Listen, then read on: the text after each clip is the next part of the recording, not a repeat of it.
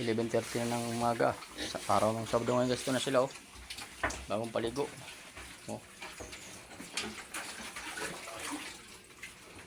Isang buwan ito mahigit guys, sa 21, isang buwan kalahati. Ganyan yung kalaki na guys, bilis lumaki kasi pinapakain ng tudo-tudo ito guys.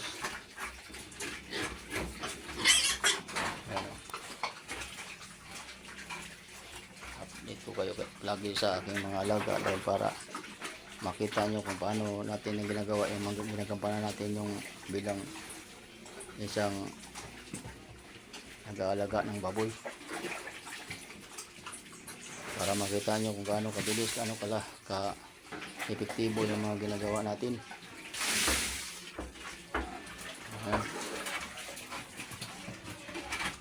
Pizza 11 na ngayon, pizza size isang buwan, wala yan. 11 na ngayon, di ibig sabihin isang buwan at 5 buwan, 5 araw pa lang ito guys. Yan. Lalo na kalaki na sila.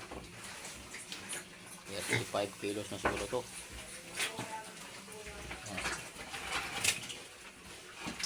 Diba? Napakaganda tingnan guys pag magandang ginagawa natin sa hubog sa pag-alaga sa kanila. May kinakain. Ano ba yan? Oops. Oh. Hop, hop. Ayan. Hop.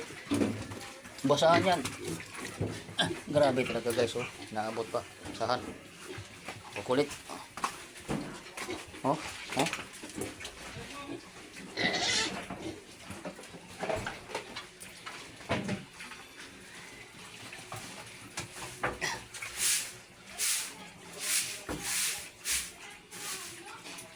Lahat ng mga followers ko dyan, uulitin natin, maraming salamat sa inyong walang sawang sumusuporta sa akin, sa aking YouTube channel, Carlos Haray Figuera Vlog, sa aking Facebook page, Carlos Senior Haray. Ayan na, kitang kita ang taga-ebidensya guys kung paano sila lumaki.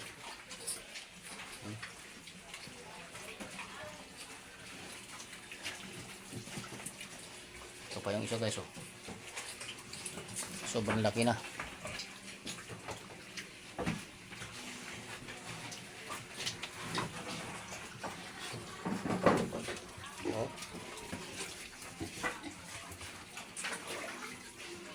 Dito natin nakita talaga guys kung paano sila bilis lumaki pag inalagaan ng mabuti. Kasi kung alagaan mo mabuti, ganun parang tao lang talaga yan. Pag inalagaan mo mabuti, ganun kabilis lumaki. So, isipin mo anong oras na. Alas 7 pa lang kami dito guys. Papakain kami ng umaga, hinantay talaga namin ng oras bago kami. Sabagay, nagluluto rin kami ng pagkain sa aking mga inahin. Kasi ito yung mga pinapakain ko sa kanila, mga organic yung pinapakain ko sa inahin ko guys. Ito, malapit na ito mag-isang buwan.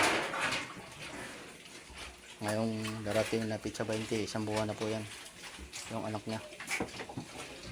Magbilang na tayo ng ilang araw para iwalay at saka ma-deliver na, kasi mayroon nang kukuha yan guys.